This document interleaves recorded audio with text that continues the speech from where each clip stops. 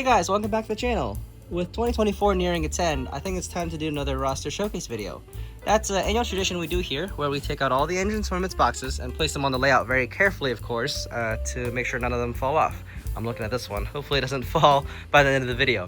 But anyways, this video is something I do every single year, and it's to document and track how my roster has changed over the years. You know, I love looking back at old videos and seeing which engines are gone, which ones are new, and you know, which ones have like a new coat of paint. And this is because I get questions asked all the time, like, hey, do you still have this engine, or whatever happened to that one, or what happened to that project? And hopefully this video can answer all those questions for y'all. And yeah, now I want to clarify, the intention of this video is not to show off the number of engines I have. In fact, I'm not proud of the fact that I have this many engines. That's not something I'm very proud of. Because in fact, it kind of gives me anxiety just seeing how many engines I have. It's so many. I have so many projects, so many engines that still need work, so many still need decoders, so I'm not proud of the number of engines I have. There's 80 currently on the table, but I'm hoping to actually cut that down to around 60 eventually. I think that's a far more manageable number. But yeah, the point of this video is not to show off. There are people out there, in fact, with hundreds more engines than I have that are far more valuable, and you should go to those if you guys are curious. So this is not to compare, and it's not meant to make anyone feel bad. This is more so just to show off the work I've done. I'm very proud of all the projects I've done throughout this year, and I want to show some of them off. And this video kind of is a catch-all for that. Because I'm far more proud of the work I do than actually owning the number of engines. I don't think that's something to be proud of, and that just unfortunately comes from modeling three railroads. But yeah, without further ado, because there are so many engines though, I have grouped them into sections. Like, this is all Pennsylvania, this is all New York Central, that's all Santa Fe, and I will divide this video up into sections, bookmarks, etc. So you feel free to skip around and go to the section that you guys are interested in. Without further ado, let's get started with Pennsylvania. Alright, starting off, we have the Pennsylvania section, and to start off strong, we actually have 9 K4s. Now, a quick note, I don't believe in buying identical engines. I don't see the point in, getting like 2 of the same exact engines with only different road numbers. So actually, if you see duplicates of engines, they actually have, differences, configuration differences, or anything that makes them basically unique. So there's 9 K4s, but every single one of them is slightly different. So we begin here. Here are 2 BLI Paragon 1 series post-war K4s. This one's got a slate pilot, and then this one has got a Trainman440 antenna on the back that I've added. Here we have a Bachmann 1361 post-war K4. This was actually the very first K4 or Pennsylvania engine I ever bought, and made me fall in love with the Pennsylvania Railroad, hence this. So this is what I blame for getting me into this addiction. But I've many hours of fond childhood memories of running this engine, and I love it. It's been heavily modified over the years. I actually have a video about it if you're curious. This is a Challenger Imports Streamline K4. This thing's absolutely beautiful, one of my all-time dream engines to own, and I finally got one. And I love it. So anyways, it's still stock, but the work will begin on this shortly. Next up, we have 4 MTH K4s. These 3 are from the 2008 run. This one's from the 2015 run. This one's a pre-war striped, early configuration. This one's a pre-war with the box spoke center disc driver. This one is a post-war with the welded disc drivers. I actually have a video about these two if you guys are curious how I made those disc drivers. It's really interesting. It involves 3D printing. And then this is a mixed configuration, pre-war, post-war, like in between, but I renumbered actually to number 8, so that was interesting. I like single-digit Pennsylvania engines, and the 8 is really interesting, so yeah. Right, next up, and then finally we have the PFM United post-war K4 with the 13,000 gallon tender with a train phone, and this is still stock. A lot of engines you'll see here are stock. I just ended up acquiring them early, but eventually, I need something to work with still 20 years down the line, so this will be one of those. So slowly working through it, but this is still stock. But yeah. Before I forget, there's one more Pacific. This is a K3 class by Westside. This one's been heavily somewhat modified by me. There's a new number plate, shortened the pilot, replaced the pilot truck to make all the front look correct, because Westside really messed up on that. Anyways, so this is just awaiting paint, but yeah.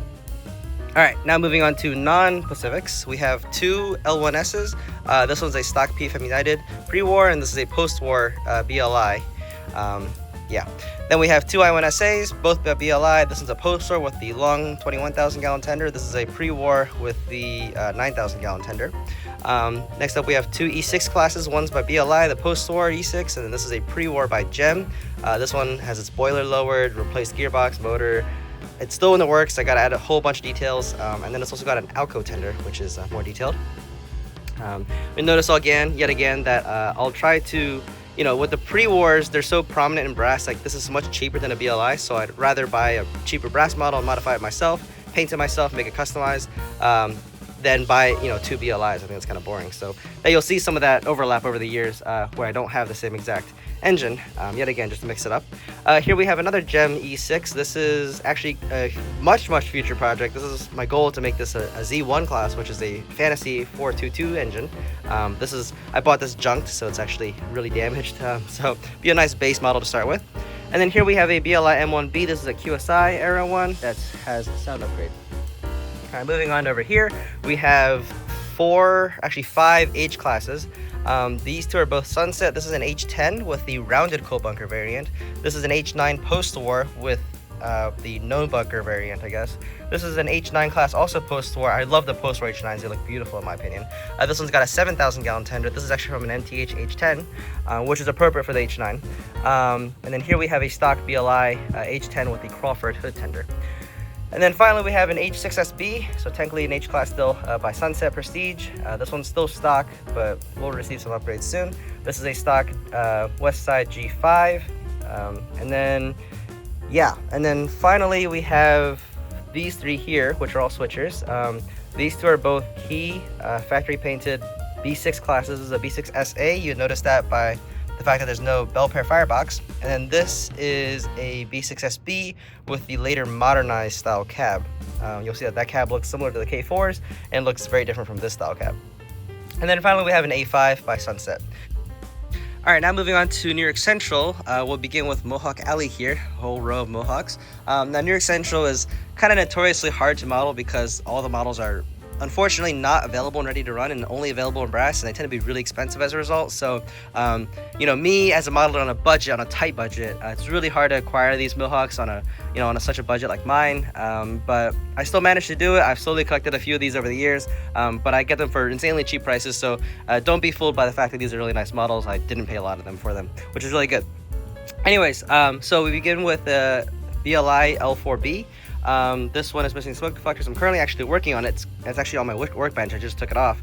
But this one's, you know, active work in progress. You might see a video about this in the future. But yeah, that's why the smoke deflectors are missing, because I'm currently working on it. Next up, we have 2 L3 classes. This is a key 1980 run L3B, which I'm converting to an L3C. Bunch of detail inaccuracies. That's why it's in a messed up state right now, because I'm in the progress of removing all the bad diesels, putting the correct ones on. Here is a MTH L3B. Put a few hours into this, repainting the smoke box, changing out the headlight, etc., etc. I really like this engine. I actually really like how it turned out. I absolutely love this thing. One of my favorite Mohawks. Here we have 2 L2 classes. This is an NJCB L2C, denotated by the fact that there's no Alesco feed water heater. There's a coffin feed water heater inside the smoke box, so it's hidden. And then this is a key 1989 run L2B. This one's got a coasting drive, absolutely beautiful engine, paid very little for it, very happy with it, absolutely love it. And then next up we have 2 L2As. They're both by Key. This is a 1981 run, I believe, or 1983, and this is the 1989 run, which only 60 were made. 100 of these were made, so I own, I guess, 2 of 160, which is really cool. But yeah, these are kind of in the backlog right now. The eventual goal is to repaint them and do all the stuff, but right now they're kind of sitting. But yeah. All right, then we have 2 U3 classes. This is a U3A, which is a stock USRA, and then this is a U3B modified, or actually U3B modified. You'll notice that this one has the lowered headlight. I actually really like how that turned out. It also has the overfired jets, I believe. But yeah, this is also a work in progress. I need to repaint the smoke box. I think I painted it too bright, so I'm going to repaint that to a darker shade. But yeah, really love these engines. They're both by Proto 2000. Next up, we have 2 New York Central K5Bs. They currently look identical, but eventually this one's going to be more or less stock. There's some details I got to correct. This one has a altered tender, and I'm actually going to remove the Alesco on this one and make it a D-Alesco late K5B, which would be really interesting. These are beautiful models. So Sunset made a lot of these, and they're amazing for the price. Beautiful. And then over here, we have 2 H6A classes. This one's by Trix, and this one's by MTH. This one needs a little bit of work. This one, I don't know. And then here we have an Overland H7E class, which I'll be modifying into an H7B, I believe. That'll be a really interesting project, basically adding a Lesco and doing some other stuff. But yeah. And then finally for New York Central, we have a recently painted by me NJCB D1A class, which is a 466T. These are basically giant Hudsons that they just chopped off the tender and attached to the cab. So they were very effective in commuter service, but absolutely gorgeous models. Yeah, heavily modified in terms of detail. And yeah. Next up we have, this is a Tenshoto C&W Chicago Northwestern 442, which will be modified to New York Central. That's a back burner project again. This is an Alco K3Q, which is also a back burner project. I plan to super detail this thing. And then here's the last little bit of New York Central. We have 5 Hudsons with BLI Dreyfus still stock.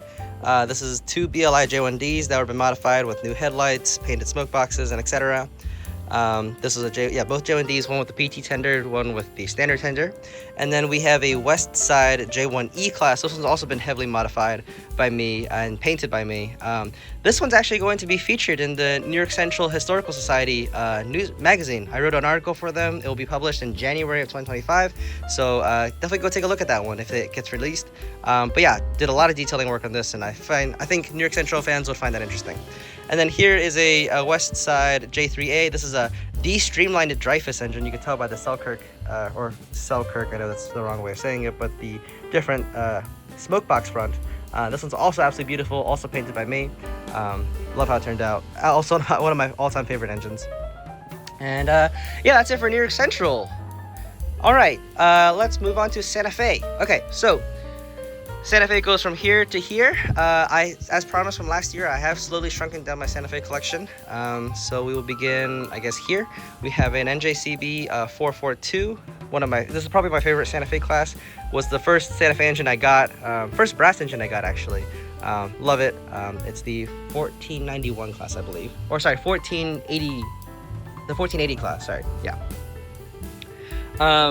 Oh, I forgot about this one. This is a New York Central G46H, I believe, by Alco. I plan to redetail this into a G6 class, so stay tuned with that one. All right, so back to Santa Fe though. We have two 280 consolidations. This is a Sunset 19,000 class, and this is a Hallmark 2507 class, which I actually have a video about where I modified the front to make it more accurate. Here we have a Key 3450 class Hudson with the disc drivers. This is also still stock, but this is will be a future project. This is a stock Hallmark 3500 class Pacific, also still stock. Again, a lot of these still need to be modified. I just don't have the time, but they will be future projects. All right, next up we have 2 Mikados. This is a 3160 class with the shorter style tender. This is by Key. This has the coasting drive, absolutely beautiful model. And then this is the BLI 4000 class Mikado with the longer tender, because BLI reused the tender from their 210-2. This one and this one and this one actually have a video about recently where I modified the headlights and did some detail upgrades.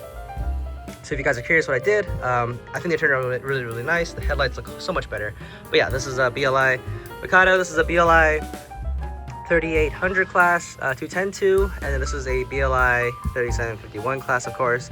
Again, had the modifications of the headlights. I think they look a whole lot better now. And yeah. And then lastly, we have a PFM United 3765 class Northern. That one's still stock. I bought it for really cheap, and I plan to redetail, repaint it, and everything. So yeah. And I think that wraps up Santa Fe more or less. I actually have one of these bad boys, which I'm still debating on if I want to keep or not, because it's a huge commitment if I want to keep it. So many details need to be changed out, but anyways, it's a little sneak peek, but I'm not going to include that in the roster this year, because I don't know how permanent that will be in my collection. All right, that wraps up Santa Fe, and now we'll conclude with the miscellaneous engines. We'll begin over here. We have a Bachmann 260. This is a future project. We have a Rivarossi B&O C16A class. This is, I added a sound decoder and keep alive too. There's a video about that if you're curious how I did that. Crammed it into such a small engine. I also did a mechanical upgrade with this one. This is a stock IHC C16 class Docksider 040. I have a little soft spot for tiny little engines. That's why I have those two, and that's why I also have these two. But anyways, we have two nickel plate road Berkshires, both by Pro 2000. Nickel plate road, or Lima Berkshires have a soft spot in my heart, and that's why I have these two still. They're gorgeous, love them. And then we have some diesels and electrics. We have a ABBA set of Santa Fe F7s, also a very soft spot in my heart, technically out of my era, but that's okay. These two are by Iron Genesis, and these two are by MTH. Here we have some Amtrak engines, again, also very much out of my normal realm, but also a soft spot. Guilty pleasure, I guess you could say. This is a stock Bachmann ACS64, a Kato F40PH, and this is an Atlas AEM7. These two I actually spent a lot of time just having fun doing DCC installs and adding a full light package to both of these, so they're really cool, love them. Yeah. We have two electrics here. We have a Bachmann GG1 stock, and then we have an Alco Brass P5A modified, aka also a baby GG1. Love them, really cute. And yeah. And then here we have two more critters. We have a Bachmann Burning Trolley, very cute little thing. And then we have a MDC Roundhouse / Athearn EMD Model 40, also a cute little critter. And that pretty much wraps it up. Oh, and then we have a few more here. We have two Bachmann Decapods and a Bachmann Tweedo. This is a future project. I want to start a little freelance railroad, but that's another future project. And yeah. Now, to know, I did actually strike two engines from the roster. We have a little tiny Tyco trolley, and then my very first engine ever, a Bachmann 060 Chattanooga set.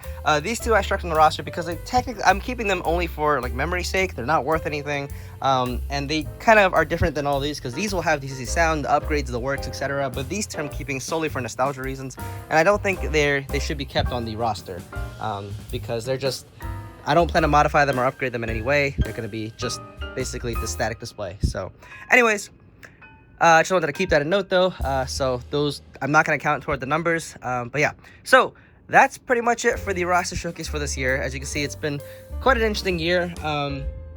In terms of strictly numbers speaking, I only have like 3 more additional engines this year. So the roster number hasn't increased by much. But in terms of engines though, I hope you guys saw a bunch of newcomers, and unfortunately some of them had to go. So hopefully those changes are interesting.